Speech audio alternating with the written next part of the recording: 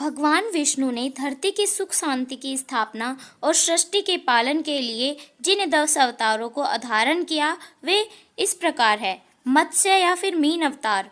वैवस्वत मनु की प्रलय से रक्षा करने के लिए भगवान ने मछली का अवतार धारण किया था। इसके माध्यम से बीज से वृक्ष बनने जैसा उदाहरण प्रस्तुत किया और बताया कि छोटे साधन भी उच्च उद्देश्यों के साथ जुड़ने पर महान हो जाते हैं। कच्छप या कछुए का अवतार। विष्णु का यह अवतार कूर्मावतार के नाम से भी जाना जाता है। इसमें अमृत मंथन के लिए कछुए का रूप धारण कर अपनी पीठ पर समुद्र मंथन की सारी प्रक्रिया का भार उठाकर सहयोग और अनवरत श्रम की महत्ता बतलाई गई है। वाराह अवतार में जब पृथ्वी को हिरण्यकश्यप राक्षस ने हर लिया तो उससे मल्ल युद्ध करके उसके आधिपत्य को समन किया और पृथ्वी को मुक्त कराकर सर्वसाधारण को संपदा उपलब्ध करवाई।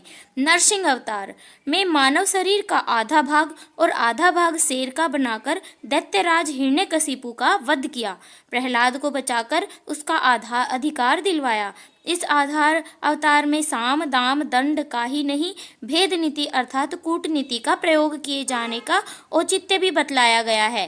वामन अवतार लेकर दैत्यराज बलि के यज्ञ अनुष्ठान को नष्ट किया और आकाश पाताल पृथ्वी आदि को मुक्त कराया, असुरों की प्रक्षुब्ध सद्भावना को जगाया और वैभव को जनहित में वितरण करने में सफलता पाई।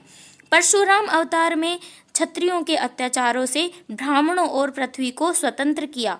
पशु और पिशाच वर्ग के लोगों को न तो विजय से सुधारा जा सकता है और न शिक्षा क्षमा से, इसलिए उनका वध किया। राम के अवतार में रावण का वध कर श्रद्धालु जनों में मर्यादा पुरुषोत्तम कहलाए।